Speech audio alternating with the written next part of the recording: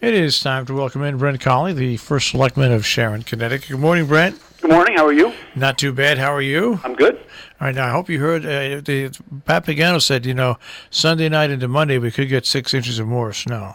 That's why I'm putting on my snow tires this morning. Smart move. All right. So now, Brent is here to talk about a real important topic. I know that those of you that have been following it are probably bored with it by now because it's been going on for about 60 years, maybe 5 years. But it's an important item for both Sharon, Connecticut, and Salisbury, Connecticut, and that is a new transfer station. And we all know, if you've been following the news, that the bids came in significantly higher because it's been about 3 or 4 years since the program really was first bid out. And the towns each need to raise approximately, I'll say probably around $500,000. And that turns a person like Brent, it turns his hair gray very quickly. Brent, let's talk about the facts in this case, and that is A, the need of a new transfer station, B, that the price has gone up, and C, what can be done about it. Well, really, what hurt us was the time frame. When we were talking about the total cost and projecting the cost, most of that conversation was taking place in 2015. And then we all agreed to a price around 2016. And then since that time, things in terms of the construction world have gone up significantly. And so now we're faced with, if we want to get this accomplished for both towns, we're going to have to put up, like you said, about $500,000 each. What softens the blow is that we're going to get a steep grant. Each town receives $250,000 in steep to cut that cost. In our case, it's down to $284,000 and change. And because we've been saving for this as a town, that will come out of our undesignated general fund. So it's not like we have to raise new taxes for it. So that's how we're trying to make this work for everyone. And now it's just a matter of how the town, how both towns feel about it, and they're going to come out and vote. And whatever way they go with, we'll either move on or we'll adjust. Now, when is that town meeting in Sharon? Ours is on the 20th, which is Thursday at 7 p.m. And the evening prior to that is Salisbury's. Okay, so Salisbury is the 19th and Sharon is the 20th at 7 p.m. And people will be voting on spending an additional roughly $500,000. But now, here's where we get into the nitty-gritty and what we're going to really break this down once again so people have to understand. Yes, Sharon voters have already voted for about $500,000 for this, if I'm right about this. That was a while ago. So that money is there and waiting. There's an additional $500,000 roughly that's needed. And once again, break down the fact that I think a lot of people are thinking that you have to borrow all of that additional $500,000 on top of the money you've already borrowed.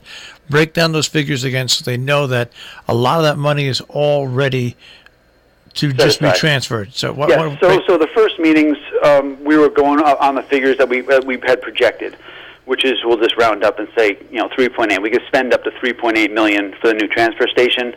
Then the bids actually came in, and it was around 4.8. So each town, we're as a group, we're looking at $1 million. So we split that in two because there's two towns.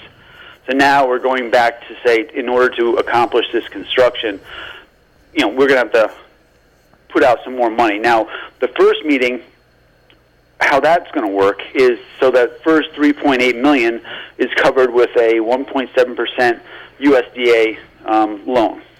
So, and that's going to stretch out over 40 years.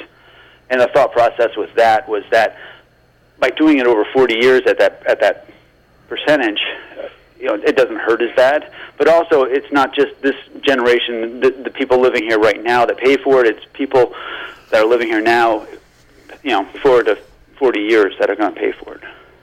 So it spreads it out. It spreads the responsibility of paying it out for the people that live here now, the people that are going to move here, and the people that are going to live here 15, 20 years from now, up to 40 years from now. Yeah, we thought that was fair. I mean, it was a good rate from USDA.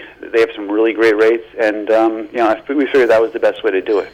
All right, so that's that part of it, and then you're going to take some money out of accounts you already have. Yeah, so we have been saving every year for this transfer station, and we save for capital projects year over year as well. So this was just one of the capital projects that we've been setting aside funds. So because we have quote-unquote money in the bank, we'll be able to take this out of tax money that's already been taken over the course of time. Now explain to people, because you just had a town meeting where work is going to be done, much needed work, by the way, on the town green. Right. And once again, that involves a significant amount of funds.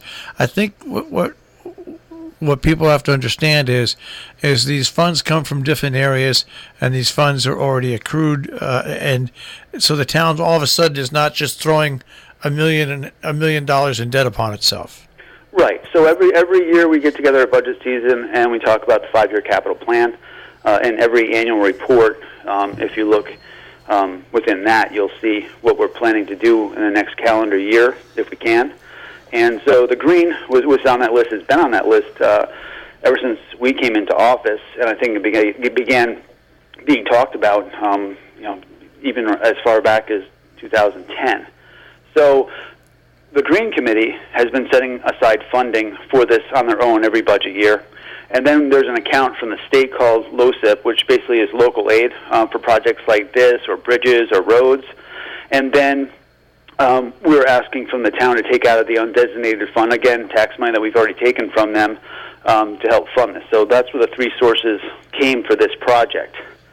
And the thought was that the green is our centerpiece. It's what everyone remembers when they visit town, and we just want to make it look the way it should, and also fix drainage issues that have severely damaged it over the course of time. And if people don't understand the work that's needed to do it, just be in Sharon when there's a major rainstorm and the water comes down from the top of the hill over the green onto the road, becoming a river that goes down South Main Street and on Main Street itself. I mean, there's a lot of work that has to be done there to do that, because it's only going to get worse if it's not fixed.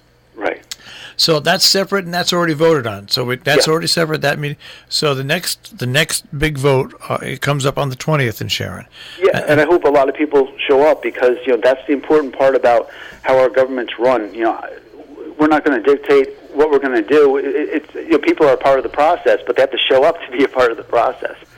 Now, is there places where they can get information on this, visual information or factual information?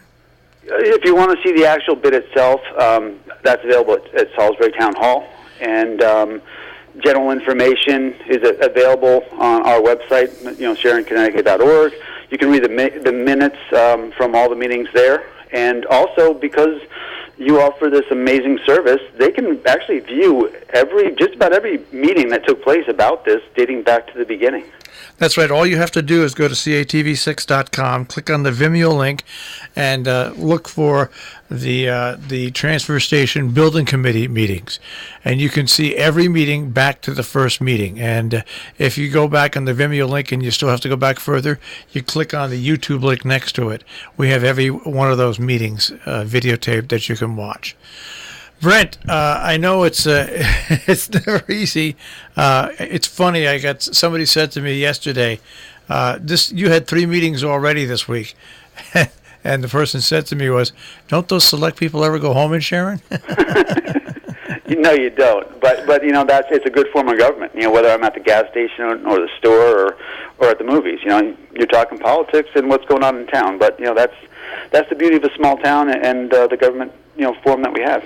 All right, so Salisbury votes on the 19th and Sharon votes on the 20th. Brent, thanks for taking a few minutes and explaining it to us. Great, thank you. All right. Brent Colley, the first selectman of Sharon, Connecticut, talking about that expenditure for the Salisbury-Sharon transfer station.